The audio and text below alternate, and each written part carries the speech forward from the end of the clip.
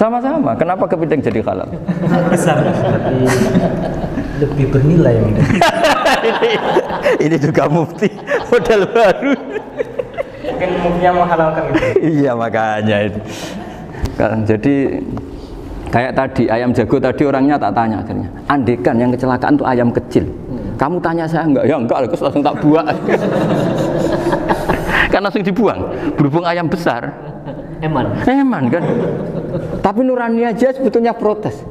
Nyembelih wis klekek-klekek terus. Kadang kan wis apa kejet-kejet itu sudah tunggu SOP cara Pak. Ya tapi apapun itu ini ilmu harus didengar ya supaya sampean tahu ya, ada hayat mustaqirroh, ada hayat mustamirroh, ada hayat ittiroriyah, paling enggak kita ngerti lah. Karena nanti di bab B ya nyun sewu di bab apa B itu ya nanti enggak sahnya karena apa? Tidak mutamawal. Misalnya saya punya utang sama Pak Arifin ayam jago, tak bayar dengan jago yang mengalami kehidupan sudah seperti itu kan tidak sah. Meskipun itu hidup tapi sudah tidak hayat yang mustamirah, tidak normal. Jadi ilmu itu apapun tidak cocok kita karena beda mazhab misalnya, tetap sebagai apa? Ilmu. Jadi jangan pernah anti ilmu meskipun kita tidak cocok. Dulu saya itu heran sama Abu Hanifah karena membolehkan merujuk wakaf. Wakaf itu kan nggak boleh ditarik kembali dalam mazhab Syafi'i dan hampir semua ulama bilang gitu. Tapi kalau kata Abu Hanifah, jika nazir yang nerima itu tidak sesuai rencana kita, keinginan kita itu boleh narik kembali. Fa innal waqfa atiyatun mahdhah, kata beliau, wakaf itu ya pemberian normal saja. Suatu saat ada peristiwa gini Pak Arifin ya, ada orang kaya raya mewakafkan tanah itu senilai kalau nggak salah itu 60 miliar. Singkat cerita beliau bermain apa gitu, bisnis apa itu bangkrut. Kemudian itu belum disertifikatkan wakaf. Kemudian nggak ada yang disawang coro Jawa, nggak ada yang dilihat, terus mau dibeli sama nyuwun sewu sampai yang mau beli yang mampu itu non muslim.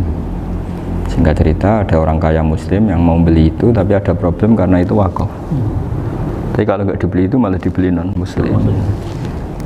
Tanya saya, akhirnya saya jawab nggak apa-apa dibeli saja, ngikuti mazhab Abu Hanifah. Karena kalau mazhab Syafi'i itu nggak sah semua pembeliannya. Tapi apa artinya mazhab kalau kita berpikir nggak sah tapi yang jual melakukan? Nah itu yang nggak dipikirkan oleh orang-orang fikih yang di Menara Gading. Apa gunanya kita bilang nggak sah tapi yang punya tanah tadi tetap menjual karena tidak mengindahkan hukum itu, mau apa coba? Makanya saya bilang bagi tentang Gus itu nggak ada kaulnya dalam mazhab Syafi'i. Saya bilang kamu mengharamkan itu tidak ada gunanya karena itu tetap dilakukan. Jadi kita pertimbangannya ndak itu, daripada dikuasai situ mendingan kita. Betul. Nah itu sisi-sisi fikih. Makanya ini kita ngaji fikih ndak segampang itu memberi fatwa karena pertimbangannya banyak, Pak. Ndak hitam putih. Ndak hitam putih gitu maksud saya, ini cerita. Jadi nanti kamu ngerti. Jadi mau apa coba? Itu kan ibarat gini. Hukumnya kita ngajar perempuan itu masalah sebetulnya secara karena itu ajnabiyah. Tapi fikih mentoleransi li ajli ta'lim karena untuk belajar enggak apa-apa. Kalau sudah jadi fakta itu ribet. Dia maunya belajar sama kamu dan sekali kamu enggak mau belajar ke yang lain yang potensi menyesatkan. Jadi fikihnya bukan masalah nazar lagi, sudah penyelamatan. Ribet kan kalau sudah begitu. Saya punya kenangan yang menurut saya itu harus jadi trauma. Siapapun harus jadi trauma. Ini cerita sedikit. Ini masih ngaji fikih, pertimbangan fikih.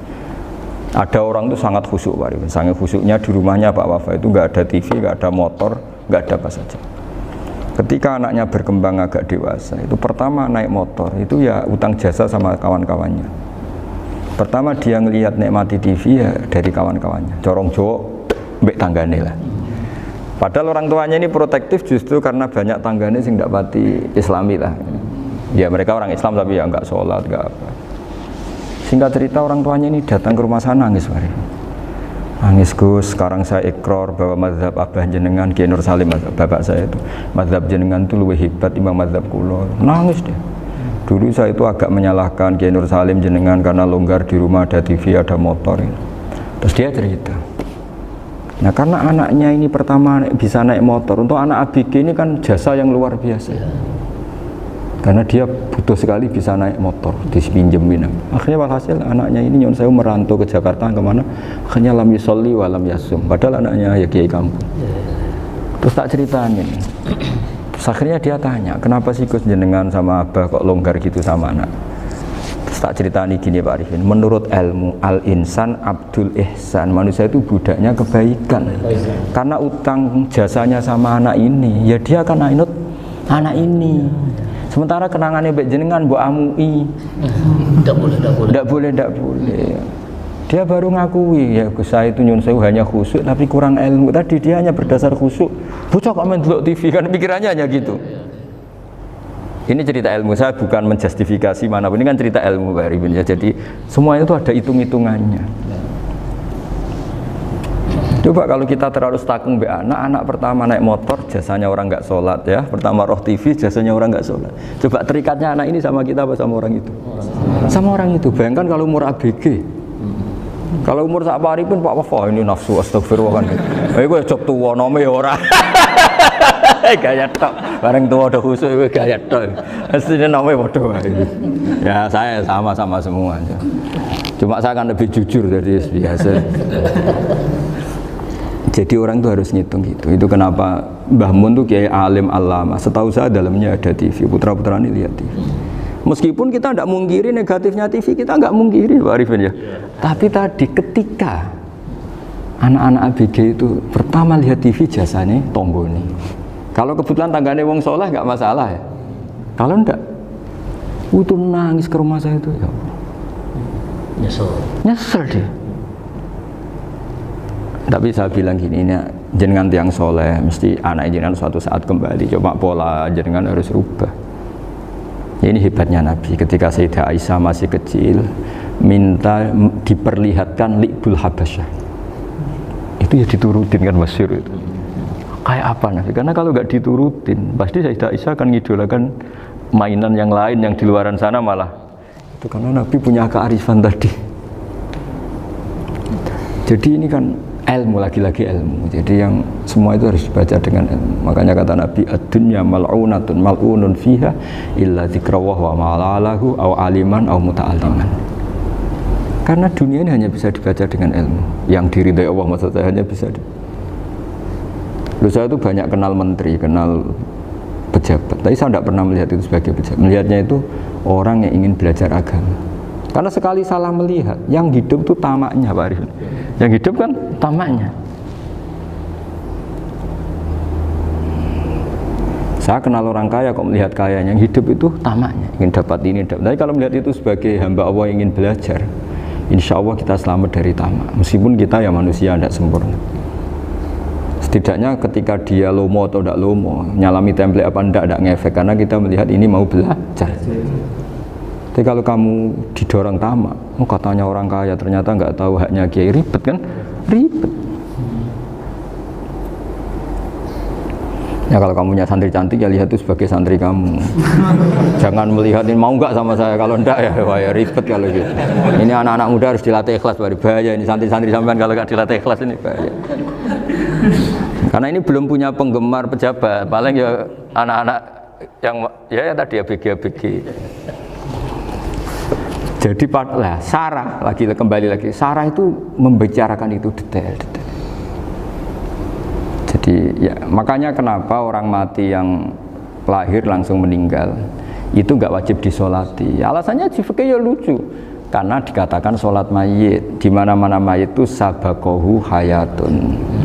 Di mana-mana namanya mati itu terdahului oleh hidup. Nah ini nggak pernah hidup langsung mati. Jadi fikih itu ya kadang lucu. Ya gitu aja alasannya. Kamu nyolati apa? Mayit. Kenapa kok mayit? Jadi mayit itu namanya mayit. Orang mati. Orang mati. Orang mati artinya pernah hidup. Nah itu Sarah.